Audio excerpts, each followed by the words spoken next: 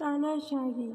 अरे ओ महारानियों, यहाँ तुम्हारे महलों की तरह नौकर नहीं है, काम कर लो। शांति की ये रोबदार आवाज़ सुनकर उसकी दोनों देवरानियाँ आशा और सुनीता अंदर तक कांप जाती हैं। जरा सी फुर्सत के पल भी वो दोनों एक साथ नहीं गुजार सकती थीं। दोनों के पति कमल और सुशील उनके बड़े भाई रामचरण के साथ एक ही दुकान पर काम करते थे। बात दोनों तरफ एक जैसी थी। वहाँ दुकान पर दोनों भाई अपने बड़े भाई से एक शब्द नहीं बोल सकते थे और यहाँ घर पर दोनों अपनी सास कम जेठानी से एक शब्द नहीं बोल सकती थी। सास को तो दोनों ने देखा ही नहीं था और जेठानी केवल नाम की ही शांति थी। दोनों भाइयों का रामचरण के आदेश पर दुकान के काम में पिले रहना और घर में शांति के आदेश पर आशा और सुनीता का घर के काम में पिले रहना अब ये नियति बन चुका था। हालांकि कमल और आशा की शादी को अभी 1 साल और सुशील और सुनीता की शादी को सिर्फ 8 महीने हुए थे। दोनों देवरानियां देर रात को जब घर के काम से निपटती तो अपने हारे थके पतियों से कोई शिकायत नहीं कर पाती थीं। लेकिन पतियों को सब पता था, पर वो विवशता से कुछ न कह पाते।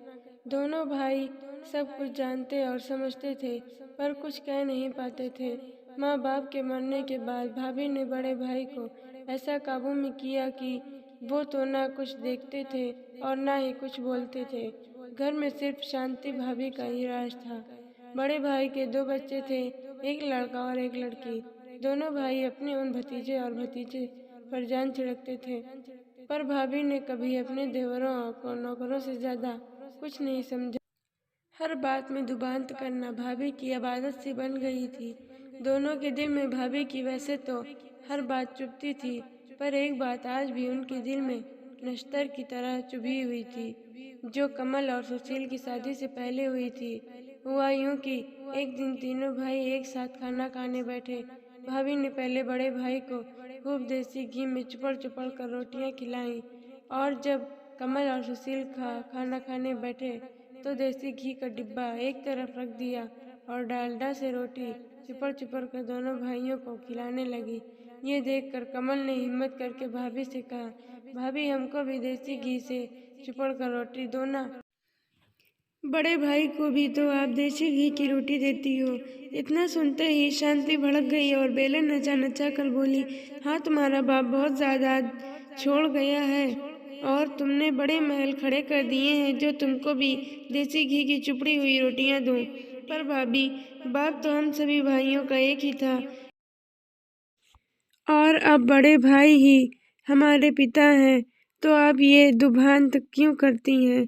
कमल ने भर्राए हुए गले से कहा।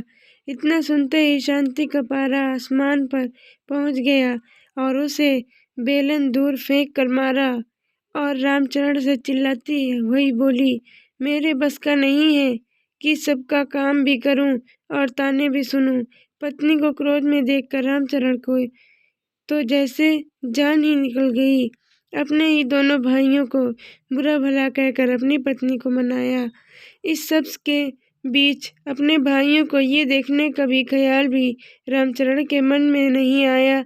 उस दिन दोनों भाई भूखे ही सो गए। समय बीता और कमल सुशील दोनों की शादी हो गई, लेकिन हालात जस के तस थे। भाई अपने दोनों भाइयों को इसलिए घर से नहीं निकालता था कि इनसे अच्छे नौकर उसको कहाँ मिलेंगे और भाभी को अब 2 अच्छी नौकरानियां मिल गई थीं। पर कहते हैं कि समय एक सा कभी नहीं होता। समय बीतता गया और कमल और सुशील के भी बच्चे हुए। घर छोटा पड़ने के बहाना बनाकर शांति और रामचरण ने दोनों भाइयों को अलग कर दिया। दोनों भाइयों को खाली हाथ घर से निकाल दिया, पर दोनों भाइयों ने अपनी एकता को अटूट रखा और एक ऐसा घर लिया जहां वे दोनों अपने परिवार सहित रहने लगे। भाई के व्यवहार से भी दोनों का मन खट्टा हो गया और दोनों भाइयों ने अलग अलग नौकरी कर ली और सुखपूर्वक अपने परिवार में मगन रहने लगे। शांति खुश थी कि दोनों भाइयों को बिना कुछ दिए सब कुछ उसका है। समय अपनी गति से चल रहा था। एक दिन रामचरण और शांति के बेटे का भी विवाह हो गया। शांति बड़े अरमानों से अपने बेटे के लिए बहू लेकर आई।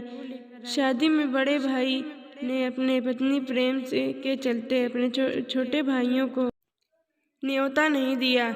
इधर कमल और सुशील ने अपने भाई भाभी से रिश्ता तो नहीं तोड़ा था, पर वो रिश्ता अब ऐसा था जैसे बिना खुशबू के फूल। लेकिन अपने किए कर्म सामने जरूर आते हैं, और ये शांति को जल्दी ही पता लगने वाला था। समय ने करवट ली। रामचरण अब बीमार रहने लगा था और ज्यादातर घर पर ही रहता था। दुकान अब बेटे ने संभाल ली थी।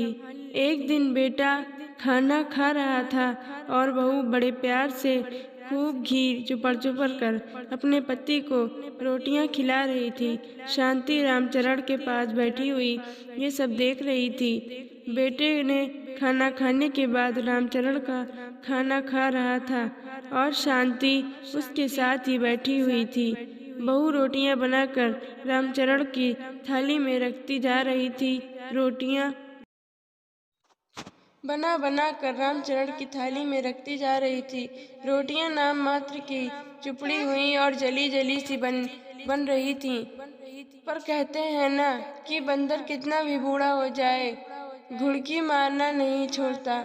और इसी नीति के अनुसार शांति ने कड़क कर बहू से कहा, क्यों री, ये रोटियां कैसे बना रही है? तेरी माँ ने क्या ऐसी ही रोटी बनानी सिखाई है? बस इतना सुनना था कि बहू रानी रसोई से बेलन लहराती हुई आई और शांति पर बरस पड़ी। देखो सासू माँ, मेरी माँ पर मत जाना। और रही बात मेरी माँ ने क्या क्या सिखाया है, तो उन्होंने जो सिखाना था वो सिखा चुकी हैं। अब मुझसे बात करो। और क्या हो गया जो जरा सी रोटी जल गई? खा लोगे तो कुछ हो तो नहीं जाएगा? जो सारा दिन अपना हाड़ पेले रहता है दुकान पर, उसका ध्यान करूं या इनका जो सारे दिन घर में पड़े रहते हैं? रामचरण खाना बीच में ही छोड़कर अपने कमरे में चला गया। दूसरे कमरे में ये सब सुन रहे बेटे को चुप देखकर शांति बस भगवान से यही प्रार्थना कर रही थी कि ये दिन देखने से पहले वो मर क्यों नहीं गई। एक मेरे देवर और देवरानियां थीं जिन्होंने आंख उठाकर भी हम भैया भाभी को कभी नहीं देखा।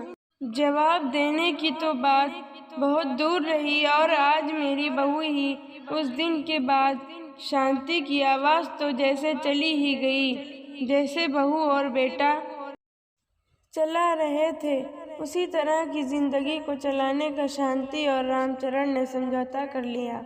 शांति की तानाशाही को अब विराम लग चुका था। शांति अब अपनी देवरानियों के बीच उपहास और दया का पात्र बन गई थी। घड़ी घड़ी पुरानी बातों में खो जाना अब उसकी आदत बन चुकी थी। अगर आपको ये कहानी पसंद आई हो तो हमारे चैनल को सब्सक्राइब और लाइक ज़रूर कीजिएगा।